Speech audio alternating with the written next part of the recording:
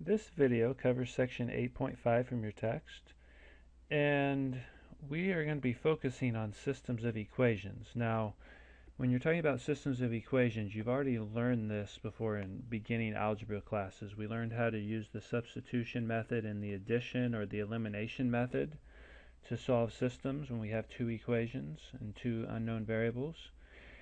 What we're going to do is, after reviewing those two methods, we're going to then extend our systems to systems that have three equations and three variables. And we're going to also look at some applications involving those two ideas.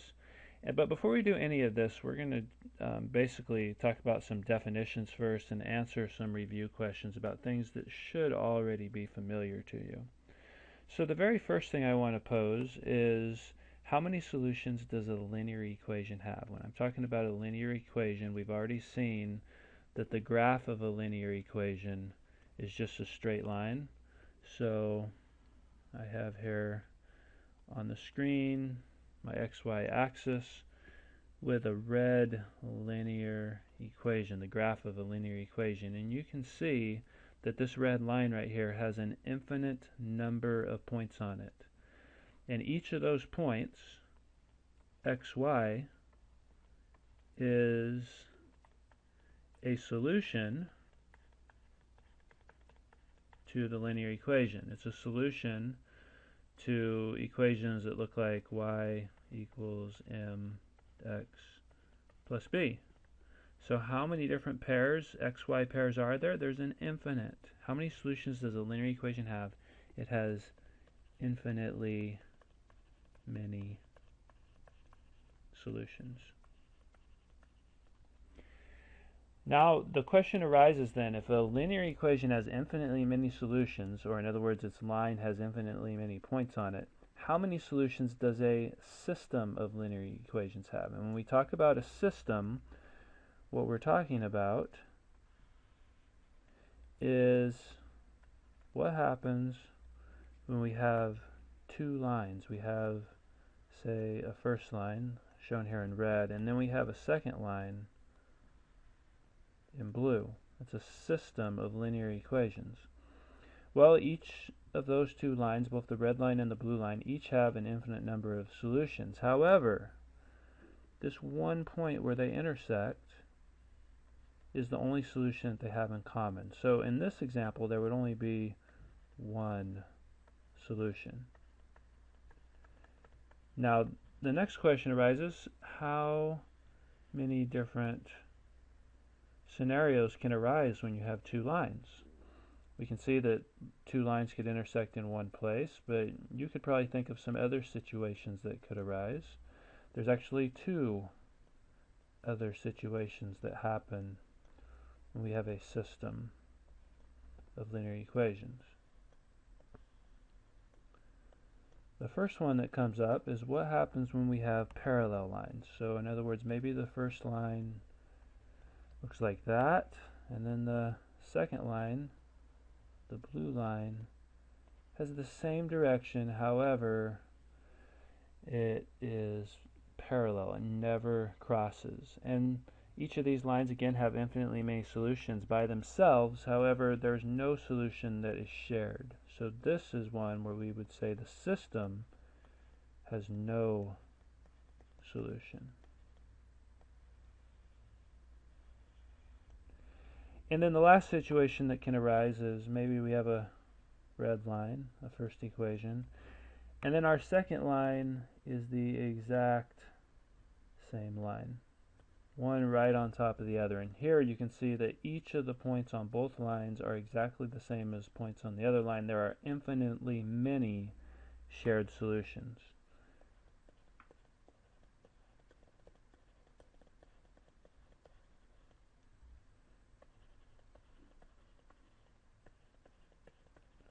Okay, and again, this is a concept that should not be new to people. It should be something you've seen before, but we just wanted to do a little bit of review here so everybody knows what we're talking about. We actually have a special name. We're going to move on to these definitions now. We have a special name for systems that have no solution. If a system has no solution, we say that it is called inconsistent.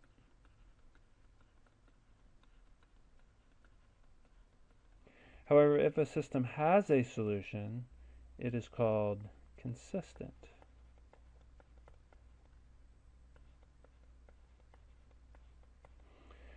Another couple definitions here. If a system has one unique solution, it is called independent.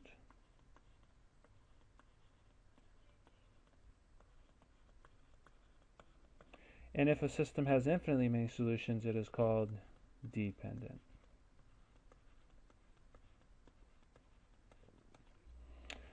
So let's see how we actually would go about solving some systems. Remember we said that this was something you should have done before in algebra, and there were two basic methods. The first method we're going to talk about is when we have what's called substitution. And substitution is nice when you have an equation that looks like this, where one of the variables is isolated, because then it becomes very easy to substitute. This 2x minus 16 that y is equal to can be substituted in for y in the second equation. And when you do that, we end up with 3x plus 2, and instead of times y, we're going to substitute 2x minus 16. And whenever you substitute something into an equation, it's always a good idea to wrap what you're substituting in parentheses. That makes sure that this 2 is multiplied by the whole thing, the whole 2x minus 16. And the right-hand side doesn't change, it's still 17. And the advantage that this gives us is this takes us from having equations with two variables, both x and y, to equations that have, or to an equation that has just one variable. See, there's just x here, and we know how to solve x, get x by itself. So let's go ahead and solve this equation. Let's distribute. We have 3x plus 4x minus 32 equals 17, which gives us 7x minus 32 equals 17. And we could add 32 to both sides, giving us 7x equals 49. And finally, if we would divide both sides by 7, we get x equals 7. So that just gives us, though, the answer for x. We have two variables in a linear equation, so we are going to need to solve for the y as well. And so what we want to do is take our second equation here, the y equals 2x minus 16, and substitute that x equals 7 back up in for x there. So we're actually going to substitute twice using the substitution method, and this gives us y equals 2 times 7 minus 16, or y equals 14 minus 16, or y equals negative 2. And so my answer, we could list as an ordered pair, would be 7 for x, and y is negative 2. Notice the x always comes first, and then the y. And that is how you solve a linear system using the substitution method.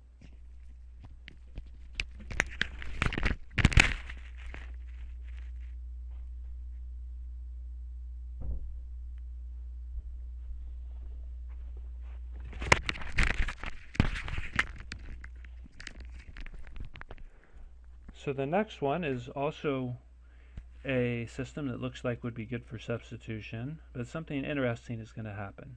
Notice that we again have, in that first equation, we have one of the variables isolated. The x is by itself, so we could substitute here. We could take this 5 minus 2y and plug it in for x. And when we do so, we get 4 times parentheses 5 minus 2y. And we have a plus 8y equals negative 20. And we could distribute, which gives us 20 minus 8y plus 8y equals negative 12. And here is the interesting thing that happens. Notice that we have a negative 8y and a positive 8y, and we know from simplifying like terms that those two terms cancel, leaving us just 20 equals negative 12, which is not true. 20 is not equal to negative 12, and this is what happens when we have no solution. Remember that the shorthand way to write no solution is that symbol right there. That's the empty set. So this is an example where we have no solution.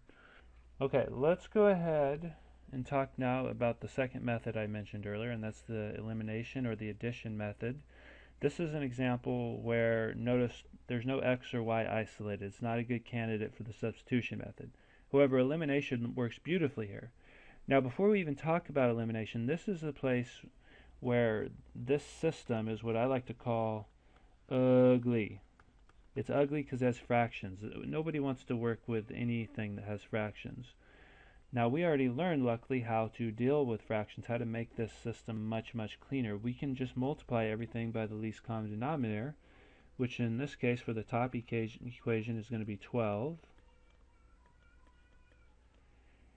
because 3 and 4 both go into 12. And then the bottom one we're going to multiply by 20, because 4, 5, and 10 all go into 20. And so we can simplify. 4 goes into 12 3 times, 3 goes into 12 4 times, 5 goes into 20 4 times, 4 goes into 20 5 times, and 10 goes into 20 twice. And so we can transform the system. Here we have 3 times 3 is 9x, and plus 4y equals 1 times 12, or 12. And then for the bottom equation, we have 4 times 2x, or 8x, minus 5y equals 2 times 31, or 62. Now, with the elimination method, as this method is called, we are trying to eliminate one of the variables. So again, we get down to an equation with just x's in it or just y's. Now, this method is sometimes called the addition method because we're taking these two equations and we're adding them together, and when we do that process, we want something to eliminate. So this is an example where we're going to have to multiply both equations by something. And what we're going to multiply both equations by is, in this case, 5 for the top equation. We're going to multiply times 5. And then the bottom equation, we're going to multiply times 4. And you'll see here in a second why we want to do that. Notice if I multiply everything in the top equation by 5, I get 9 times 5 is 45x. And 4 times 5 is 20y. And then 12 times 5 is 60. On the bottom, we multiply by 4. We have 8 times 4 is 32x. And then we have negative 5 times 4 is negative 20y. And then 4 times 62 is, 2 times 62 is 124.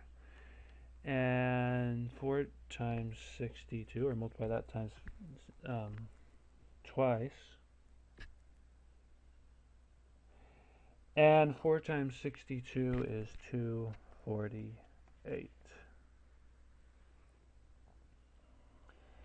So the reason why I wanted to pick 5 and 4 is, notice now with my y's, I have a positive 20y and a negative 20y. Those are going to cancel, which then gives us 45 plus 32, or 77x, equals 308, because 60 plus 248 is 308. And then 308 is divisible by 77. When I divide both sides by 77, I get x equals 4. Now I'm not done, because remember, solutions to these systems involve both an x solution and a y solution. So I need to go ahead and plug that guy back in, that 4, back into one of the original equations. So we could go ahead and plug it into the second equation if we wanted, and that's going to give us 8 times 4. Again, when we plug in, we're going to put it in parentheses. Minus 5 times y equals 62. And then we have 32 minus 5y equals 62. And we could subtract 32 from both sides, giving us negative 5y equals 30. And then we could divide both sides by negative 5, giving y equals negative 6. And so our answer is 4, negative 6. And that is probably the most difficult substitution problem you're ever going to see. As fractions, you have to multiply both the equations, and that covers basically all the concepts of the elimination, or sometimes called the addition method. Now, systems are a lot of times used to solve different types of application problems. In fact, in the real world, systems are used to do things like air traffic control, except there's tons of equations and computers do all the solving. But it's the same concepts that we talk about in algebra. And so here's just a couple of basic examples you might see in this sort of type of application problem. The first one says a jar contains 65 coins. Some are dimes and the rest are quarters. If all the coins have a value of $13.10, how many of each type of coin are in the jar? And so we're given a couple of things here. We're given that there are 65 coins, and that the total value of those coins are $13.10. And we know that we want to find how many of each type of coin are in the jar.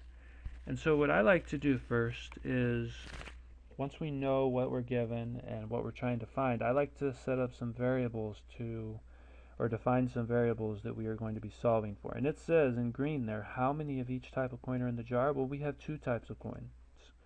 We have dimes and we have quarters. So if I use the variables d and q in this case, I could say d is the number of dimes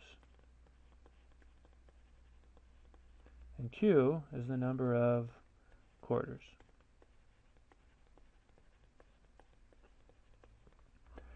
And so our equations are going to use those two variables. And we're going to come up with our equations based on the two things that are given, the things I highlighted in yellow. We are given basically some totals. The total number of coins is 65. So we're going to have something plus something equals 65. And then the total value is $13.10. These are totals. This is total coins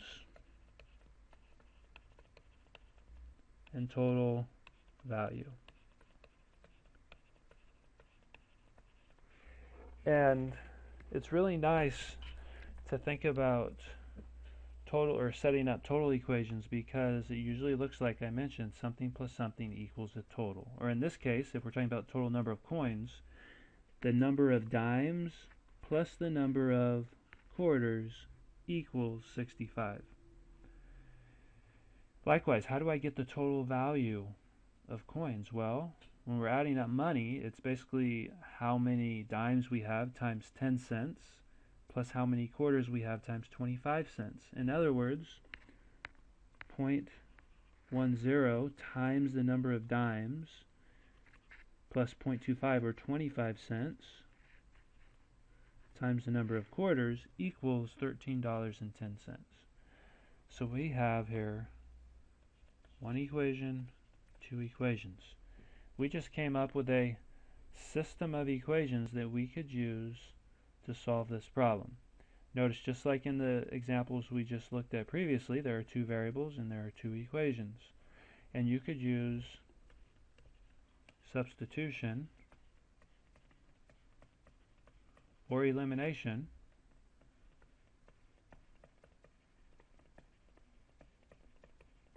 to solve.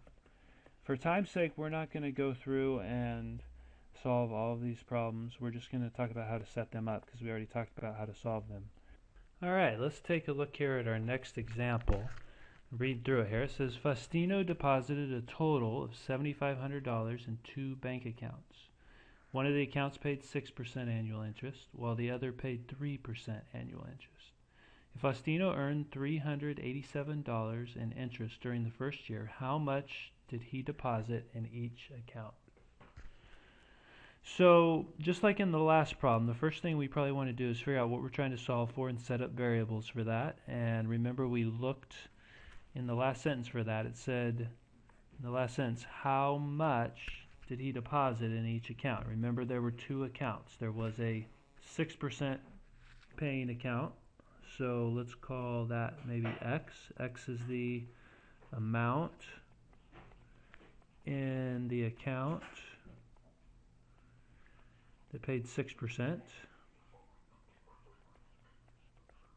And then let's let Y represent the amount in the 3% account.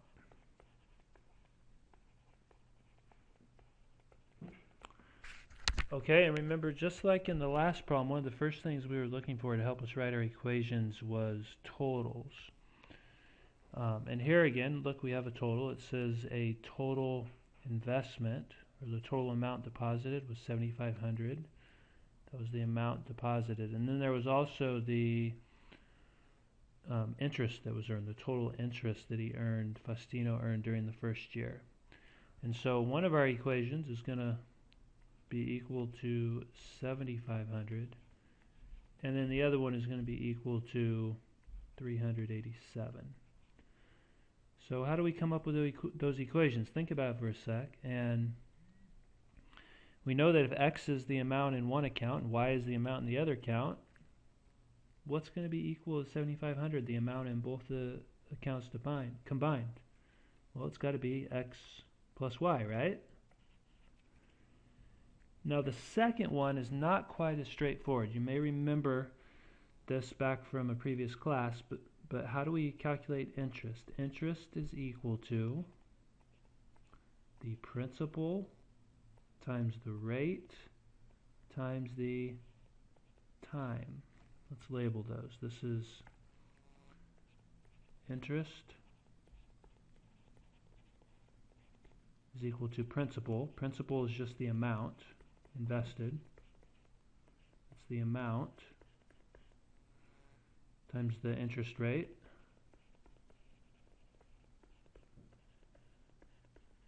times the time, which in this case the time t equals 1 because it said that the interest that was earned was interest earned during the first year, so the period of time is 1. So we can, anytime we multiply by 1, it has really no effect, so we can neglect t pretty much. So basically interest is principal times rate, and we're going to have interest earned from both accounts. First there's the X account, so we take the principal X, that's the amount invested, times the rate. The rate is 6%. So the rate times the amount, and then plus the second account is the rate of 3% times the amount Y. And again, we could solve both of these equations using either substitution or elimination. Alright, so let's look at a new type of problem here. Here we have a 3x3 system. Instead of having the usual that we're used to, two equations with two unknown variables, we now have three equations with three unknown variables. And the thing is it's really a lot of the same processes. We just have a preliminary step which makes our problem like the older problems that we already know how to do. So our goal here, if you will, our goal is to turn the 3x3 three equations, three unknowns, into a 2x2 system that we already know how to solve.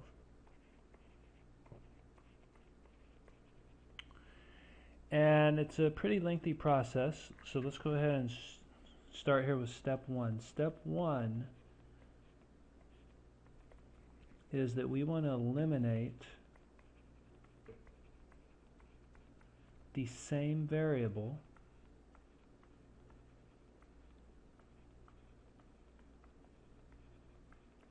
from two different pairs of equations.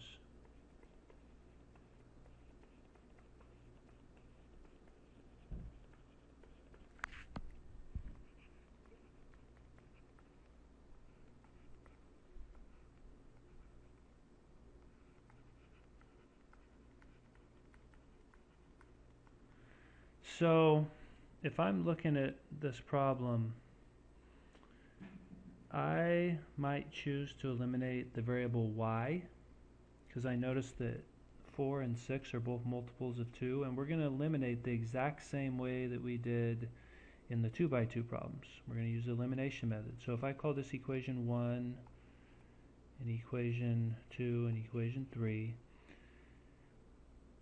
if I take equation 1,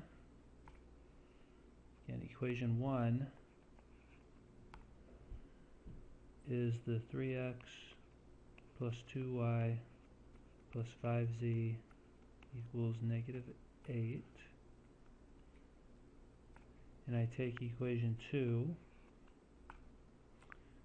the 9x minus 4y plus 6z equals negative 38, and I multiply the top equation by what? I multiply it by 2, then the top equation becomes 6x plus 4y plus 10z equals negative 16. And the bottom equation I don't want to touch, because right now if I add it to this changed first equation, I'm going to see stuff start to cancel out.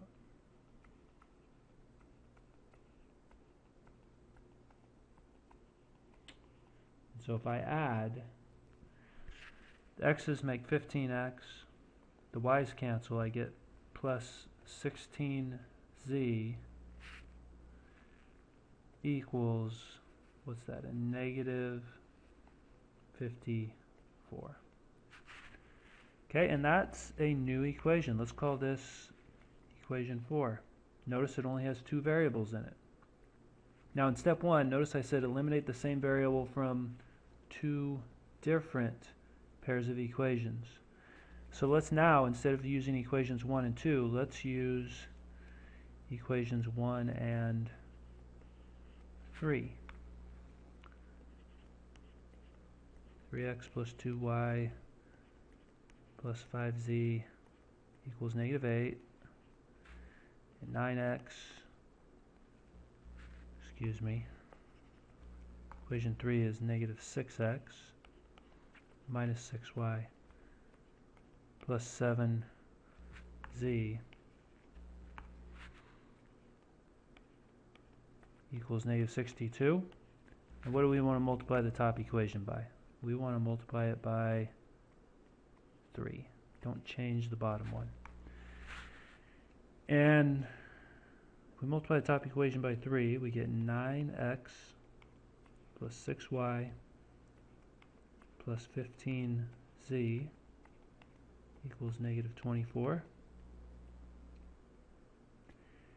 The bottom equation is still negative 6x minus 6y plus 7z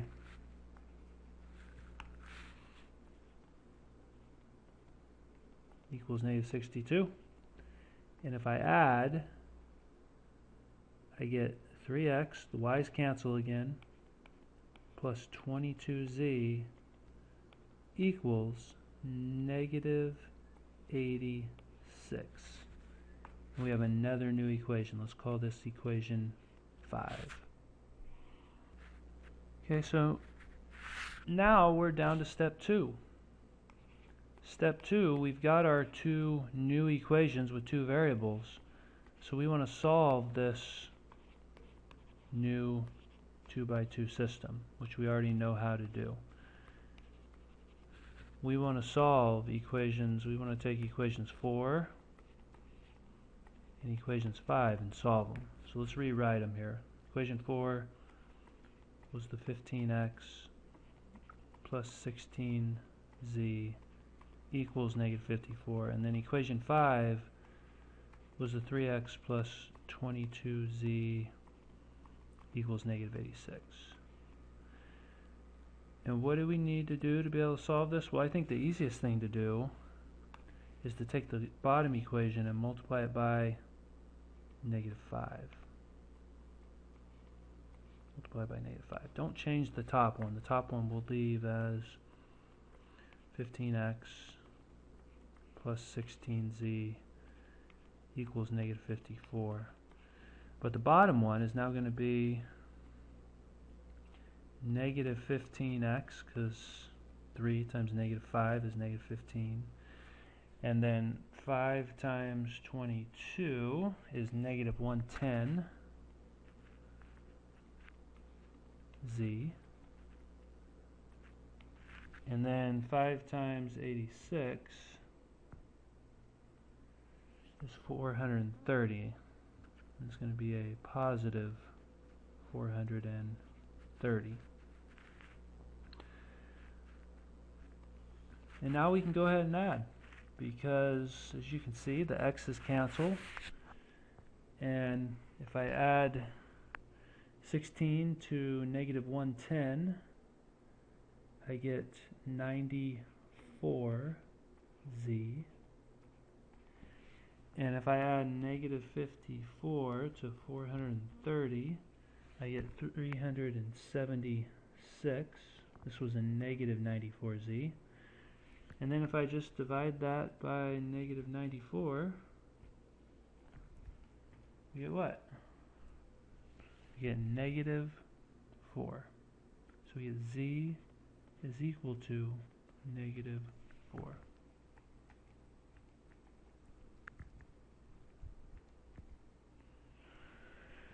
Alright, so we got our first variable. Now we still haven't finished solving this 2 by 2 system because we only know what z is. We also need to figure out what x is. So remember, we can just take this and plug it into either of the two equations. If I plug it into equation 5, I'm going to have 3x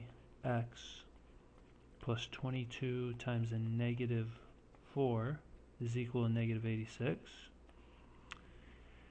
And of course 22 times negative 4 is a negative 88. So we have 3x minus 88 equals negative 86, which if I add the 88 over the other side, I get 2 on the right hand side. So that's going to give me 3x equals 2, which means x equals 2 over 3. So you probably guessed by now that if you want to figure out the final variable, variable y, we can just take x and z and plug it back into one of the original equations. And so it doesn't really matter which one we choose. We could choose equation 2, equation 3. Let's go ahead and choose equation 3 here. If I take 3, and which is negative 6x minus 6y plus 7z equals negative 62, and I plug the 2/3 in for x, and I plug the negative 4 in for z, that's going to be negative 6 times 2/3 minus 6y plus 7 times negative 4 is equal to negative 62. Negative 6 times 2/3 is a negative 4 minus 6y minus 28 equals negative 62. And then combine like terms, I get a negative 6y minus 32 equals negative 62. If I add 32 to the other side, Almost done here. That's going to give me a negative 30 over here is equal to a negative 6y. And then, of course, if we divide by negative 6, we're done. We got that y is equal to 5. So our final answer, if we write it as an ordered triple this time, not an ordered pair, because we have 3 parts to our solution. We have x is 2/3, we have y is 5, and z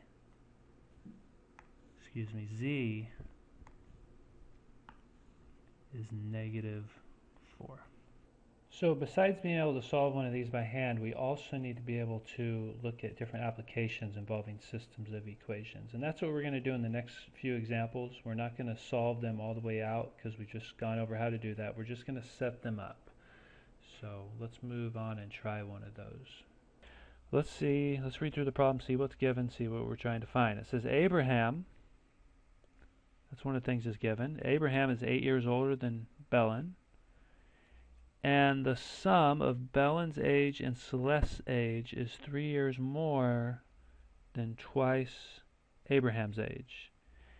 It says if the sum of their ages is 138, how old are Abraham, Belen, and Celeste? And we're going to approach this the exact same way we did the previous application problems we looked at. We're going to start out by writing out some variables. We're going to define variables. And in this case, I think it makes sense to use A, B, and C. A being Abraham's age.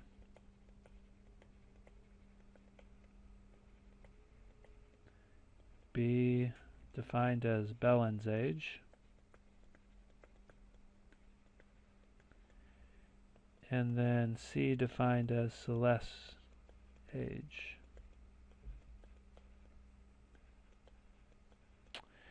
And we're given some information. Now remember, we're trying to come up with 3 equations. This first part that's highlighted in yellow is actually an equation. It says Abraham is. Well, Abraham is A. Is stands for equals, so we're going to have A equals 8 years older than Belen.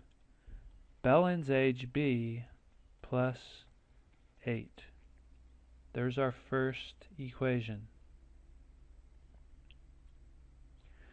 Okay, let's look at the second part highlighted in yellow. It says the sum of Belen's age and Celeste's age. The sum, that means addition. Sum means addition. Belen's age plus Celeste's age is, there's that is word again, that means equals. So B plus C equals 3 years more than means plus, twice means 2 times. So this is going to be 3 plus twice Abraham's age, twice A. There's a second equation. In the last one it says the sum, that means their total age, all 3 people, is 138. So A plus B plus C equals 138. Again, we're going to just talk about now setting this up. We will talk about solving this a little bit later. But let's take a look at another example here. The measure of 3 angles of a triangle must total 180 degrees. We're given that. Measure of angle A is 15 degrees more than B, and the measure of angle B is 15 greater than 4 times the measure of C. What are we trying to find? The measure of each angle. So let's start off with our variables. A is the measure of angle A. You may remember from geometry this symbol right here means angle. B is the measure of angle B. And C is the measure of angle C. What are our equations? Well, let's go through and see what's given. The the measure of the three angles must total 180. That means A plus B plus C must equal a total of 180. I hope you're getting used to writing those type of equations. We also have a couple sentences that describe other equations. It says the measure of angle A. A is, there it is again, A equals 15 more than angle B. Again, more than means plus. So that means it's going to be angle B plus 15, or 15 plus B. Next sentence, the measure of angle B is B equals 15 degrees greater than 4 times the measure of angle C. So 4 times angle C plus 15. 15 degrees more than 4 times C. Or you could have written it B equals 15 plus 4C. It doesn't matter which way we write those in. It really doesn't matter. Same thing here. This could have been 15 plus B. Again, there's our equations. We'll talk about solving them later, but that's how you go ahead and set this up.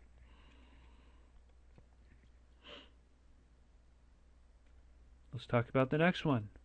A chemist wants to mix 3 different solutions to create 100 milliliters of a solution that is 13.5% alcohol. Solution A is 10%, B is 15% alcohol, and C is 30% alcohol. And then it says the amount of solution A is used must be twice the amount of solution B that is used. And finally, how many milliliters of each solution must the chemist use? A is the milliliters of solution A. B, milliliters of solution B. C, milliliters of solution C. We already did one like this with the 2x2 systems. What we know is the chemist wants to mix a total of 100 milliliters. That means that the amount of A plus the amount of B used plus the amount of C, the amount of A, B, and C mixed together must add up to 100 milliliters. Okay, and then we're going to talk about how much alcohol is actually in there. Well, the amount of alcohol is going to be, the mixture is 13.5%, and we want 100 milliliters, so it's going to be 13.5 milliliters of alcohol. This part right here comes from 100 milliliters times 0.135 times the 13.5%. And this comes from taking 10% alcohol times A milliliters of solution A plus 15% times B milliliters of solution B plus 30% times C milliliters of solution C. There's our second equation. And the final one says the amount, this is the third sentence, the amount of solution A that is used must be twice the amount of solution B that is used. A must be equal to twice the amount used for solution B. And again, we could solve this system using methods talked about earlier in the notes. Okay, thank you.